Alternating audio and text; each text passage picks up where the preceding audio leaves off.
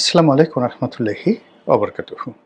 সম্মানিত দর্শক, রাজনীতিতে যে কি ভয়াবহ দুর্ভিক্ষ দেখা দিয়েছে তা আপনারা সবাই যার যার অবস্থান থেকে টের পাচ্ছেন। তবুও বলছি, আমাদের দেশে এই মুহূর্তে মব সংস্কৃতি, মব সন্ত্রাস, যা কিছু হচ্ছে মবের নামে, এটি মূলত রাজনীতির দুর্ভিক্ষের কারণে।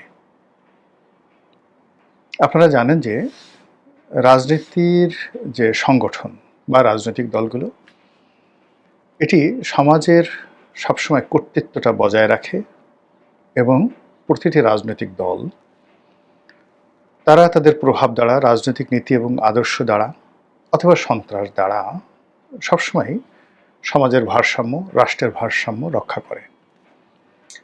যখন এই ভারসাম্যটা থাকে না এবং কোনো রাজনৈতিক দল যখন রাষ্ট্র ক্ষমতায় এসে স্বৈরাচারী আচরণ করে, তখন তাদের মধ্য থেকে হিটলার তৈরি হয়ে যায়, তাদের মধ্যে থেকেই মুসলিনী তৈরি হয়ে যায়, কিংবা অন্য কোনো স্বৈরাচারী শাসক দেশে এবং বিদেশে। শেখ হাসিনার ১৫ বছরের যে কর্তৃত্ববাদী শাসন, সেই শাসনে দেশের যে সকল রাজনৈতিক ইনস্টিটিউশনগুলো ছিল, এটা নিঃসন্দেহে ভেঙে গিয়েছে।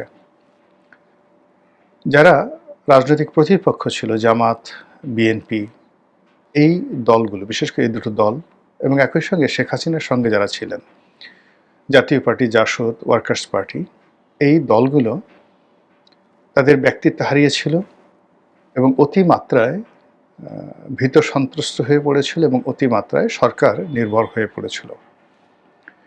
ফলে কি হলো, রাজনীতির ময়দানে যে রব, কলরব থাকা দরকার, সেটি ছিল না। যেমন ধরুন 2012-13 সন পর্যন্ত বিএনপির যে ক্ষমতা ছিল, সেক্ষেত্রে বিএনপির একজন এমপি হন বা বিএনপির একজন শীর্ষ নেতা হন, তারা মানে রীতিমতো সমাজে প্রভাবশালী ছিলেন 12-13-14 সন পর্যন্ত, এমনকি 18-19 সন পর্যন্ত। আওয়ামী লীগ প্রাণান্ত চেষ্টা করেছে মামলা দিয়ে, মোকদ্দমা দিয়ে একের পর এক অনার সৃষ্টি তৈরি করার জন্য, কিন্তু 2018-র পরে পরিস্থিতি যেভাবে অবনত হয়েছে, অতটা কিন্তু 2009 থেকে 14 পর্যন্ত ছিল না। তো আওয়ামী লীগের যে কর্তৃত্ববাদী শাসন ব্যবস্থা, এটা 2009 থেকে 2014 পর্যন্ত যদি এটার নম্বর দেন 10, এটা ডবল হয়ে গেছিল 2014 থেকে 18, অর্থাৎ 20 হয়ে গেছিল। আর 2018 থেকে 24 পর্যন্ত বা পতনের আগ পর্যন্ত এটা মানে ডিক্টেটরশিপ বা স্বৈরাচারী বা ফ্যাসিজম বলতে যা বোঝায়, এটার অলমোস্ট গ্রেডিংয়ে 60% গ্রেডিংয়ে তারা চলে গিয়েছিল। আর এই কাজগুলো যুগপৎভাবে হয়েছিল জামাতের কারণে, বিএনপির কারণে, আওয়ামী লীগের কারণে, পুলিশের কারণে, মিলিটারির কারণে, বিচার বিভাগের কারণে, এবং সবাই যার যার অবস্থান থেকে প্রথমত নিজেদের প্রতি জুলুম করেছে, আর দ্বিতীয়ত অপরের উপর জুলুম করেছে। আওয়ামী লীগ যদি জানতো যে বিএনপিকে দুর্বল করলে বা জামাতকে দুর্বল করলে তার কি ক্ষতি হবে, বিএনপি অবশ্যই সেই কাজটি করতো না। আবার এখন বিএনপি যদি জানতো যে জামাত দুর্বল হলে এবং তাদের শক্ত প্রতিপক্ষ হিসেবে আওয়ামী লীগ না থাকলে, রাজনৈতিক দল হিসেবে জাতীয় পার্টি না থাকলে তাদের জন্য কি ভয়াবহ পরিণতি অপেক্ষা করছে, এটা যদি তারা বুঝতে পারতো, তাহলে তারা রাজপথে নেমে সবার আগে স্লোগান দিত, নির্বাচনের আগে স্লোগান দিত, রাজনৈতিক সাম্যতা চাই, সকল দলের অধিকার চাই, এটা তারা সবার আগে বলতো।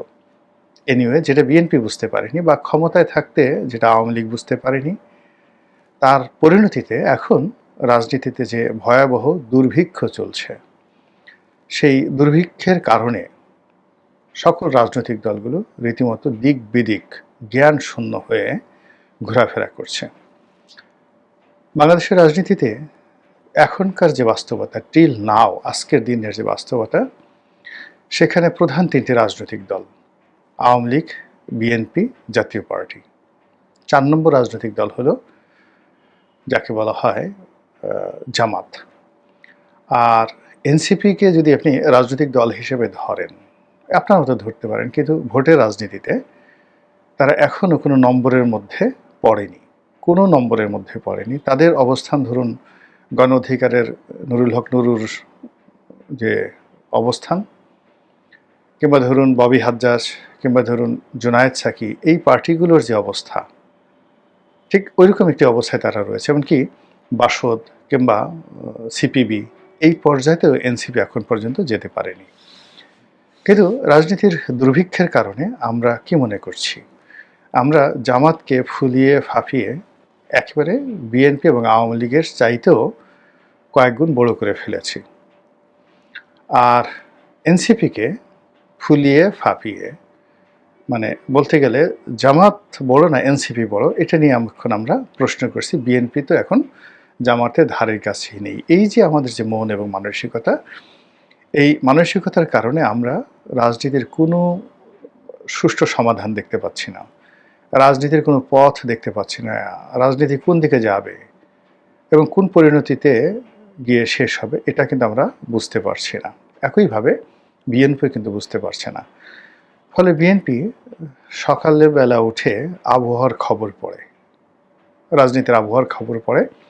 আপনারা যেভাবে ফেসবুক দেখেন, ইউটিউব দেখেন, তারপরে পত্রপত্রিকা দেখেন, বিভিন্ন জায়গা থেকে যে খবরগুলো আসে ভেসে, এগুলো দেখার পরে দিনটি কেমন যাবে সেটা চিন্তা করেন।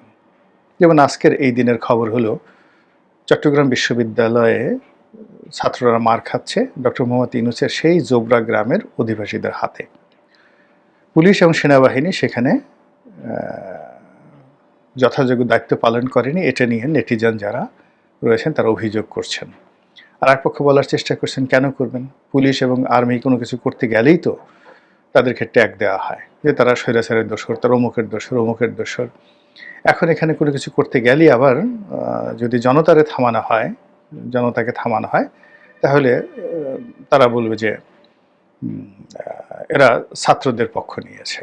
আবার ছাত্রদেরকে থামাতে গেলে ওই গ্রামবাসী বলবে তারা সেই যাকে বলে অমুকের পক্ষ নিয়েছে।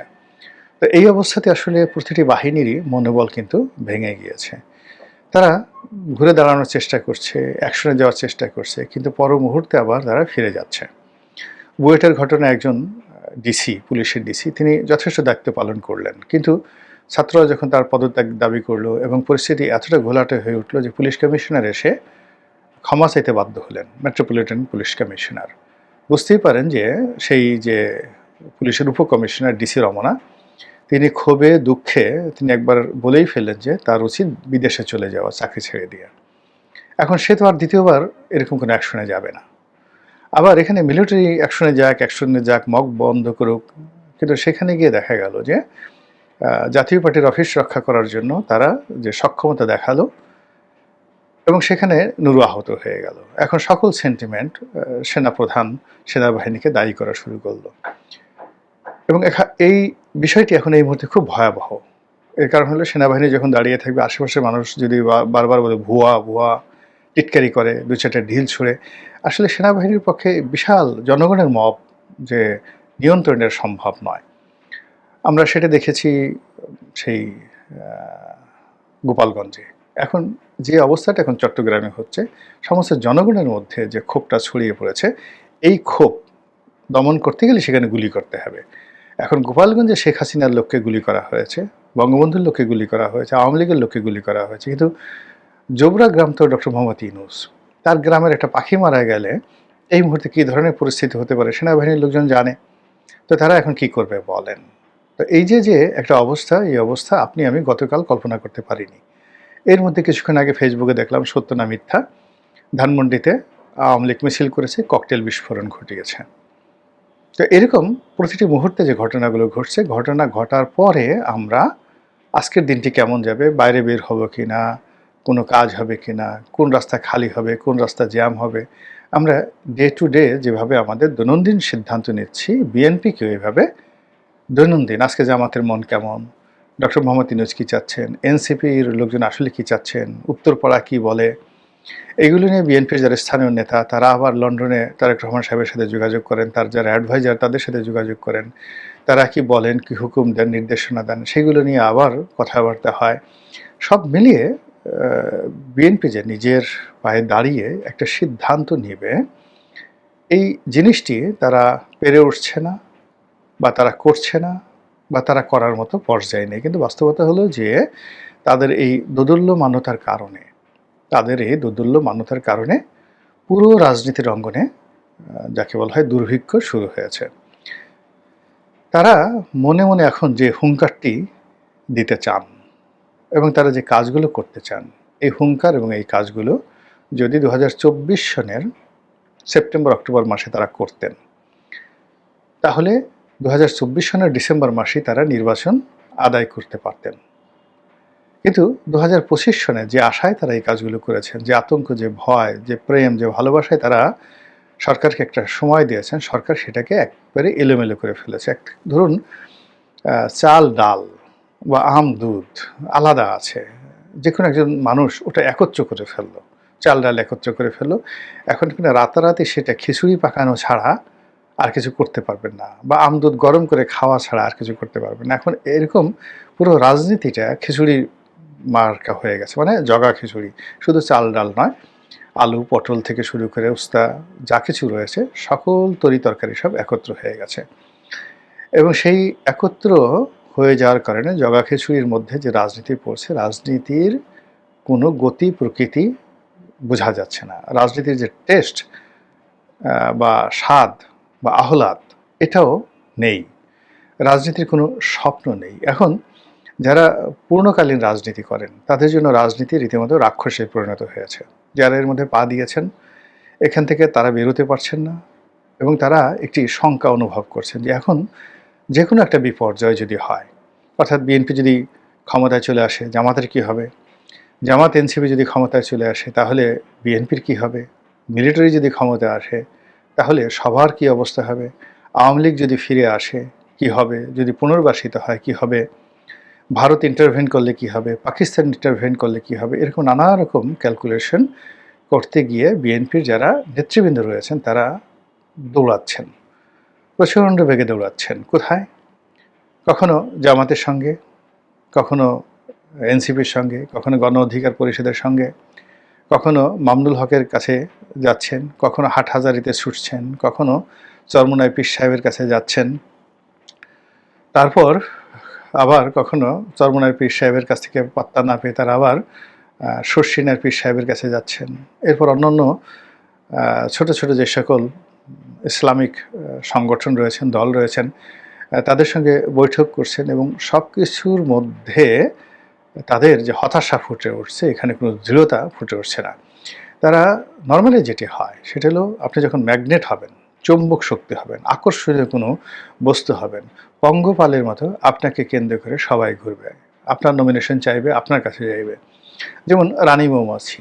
এখন রানী মৌমাছি এবং মৌচাক, তো সেই রানী মৌমাছি যদি আপনি তারেক রহমান সাহেবকে মনে করেন, আর মৌচাক যদি বিএনপি অফিসকে মনে করেন, তাহলে সমস্ত মৌমাছি সেই রানী মৌমাছিকে কেন্দ্র করে ঘুরবে। কিন্তু রানী কখনো কারো দরবারে যায় না, কখনো কারো দরবারে যায় না। রাজা কখনো কারো কাছে যায় না, রাজ দরবারেই সবাই আসে এবং রাজার কাছে সবাই অনুগ্রহ চায়। রাজা যখন অন্য জায়গায় যায়, তখন সে ভিক্ষুক হয়ে যায়, মুহূর্তের মধ্যে ভিক্ষুক হয়ে যায়, আর তখন সে রাজা থাকে না। এবং এটাই রাজার নীতি, মানে রাজার যে নীতি, রাজনীতি।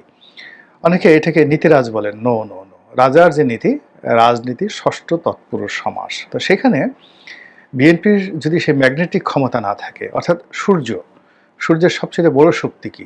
উত্তাপ না। সূর্যের সবচেয়ে বড় শক্তি হলো তার যে ম্যাগনেটিক পাওয়ার, চৌম্বক শক্তি, সৌরচুম্বক বলা হয়। এই চৌম্বক শক্তির কারণে তার যে গ্রহ নক্ষত্র উপগ্রহগুলো সূর্যকে কেন্দ্র করে ঘুরছে, এই চৌম্বক শক্তির কারণে প্রতিটি গ্রহ, নক্ষত্র, উপগ্রহ একটা নিরাপদ দূরত্ব বজায় করে সূর্যকে কেন্দ্র করে চারিদিকে শুধু মুভ করছে। যদি সূর্য চুম্বক শক্তি হারিয়ে ফেলে, নক্ষত্র মণ্ডলগুলো মহাকাশ থেকে ছিটকে পড়বে। কেউ সূর্যের কাছাকাছি গিয়ে পুড়ে ছারখার হয়ে যাবে, কেউ সূর্য থেকে অনেক দূরে চলে গিয়ে কোনো ব্ল্যাক হোলের মধ্যে পড়বে, অথবা এমন দূরে চলে যাবে যেখানে আলো ছাড়া সেটা মুহূর্তের মধ্যে একটি বরফখণ্ডে পরিণত হয়ে যাবে। সূর্য সেই দিনই পতন ঘটবে সূর্যের, কিয়ামতের দিন, যখন সেই দিন তার চুম্বক শক্তি হারাবে, এবং চুম্বক শক্তি হারানোর সঙ্গে সঙ্গে তার ভিতরের যে ফিউশনগুলো হচ্ছে, সেখানে যেভাবে সৌরশক্তি উৎপন্ন হচ্ছে, সেখানে যেভাবে হিলিয়াম একটা উপাদান রয়েছে, সেই হিলিয়াম দিয়ে যেভাবে সেখানে প্রতি মুহূর্তে উত্তাপ তৈরি হচ্ছে, এটা বন্ধ হয়ে যাবে আর সূর্য মরে যাবে। একইভাবে চাঁদ, তার মূল শক্তি তার চুম্বক শক্তি। পৃথিবী, তার মূল শক্তি চুম্বক শক্তি। পৃথিবীর যদি চুম্বক শক্তি হারিয়ে যায়, ওজন হারিয়ে পড়বে, এবং পৃথিবী কোথায় হারিয়ে যাবে তার কোনো ঠাঁই ঠিকানা নাই। সাগর, মহাসাগর, সমস্ত পানিগুলো চলে যাবে, সব কিছু চলে যাবে। এটার মূল ক্ষমতা হলো চুম্বক শক্তি। তো সেই দিক থেকে বিএনপির যে পাওয়ার, ক্ষমতা, সেই চুম্বক শক্তিটা থাকতে হবে। এবং সেই চুম্বক শক্তিটা কি, কোথায় আছে, কিভাবে আছে, এটা বোঝা যাচ্ছে না। এখন বিএনপির তার নিজস্ব চুম্বক শক্তি দিয়ে সে কাউকে আকৃষ্ট করতে পারছে না, না সেনাবাহিনীকে, না ডক্টর মোহাম্মদ ইউনূসকে, না কাউকে, বরং অন্যের চুম্বক শক্তি দ্বারা সে আকৃষ্ট হয়ে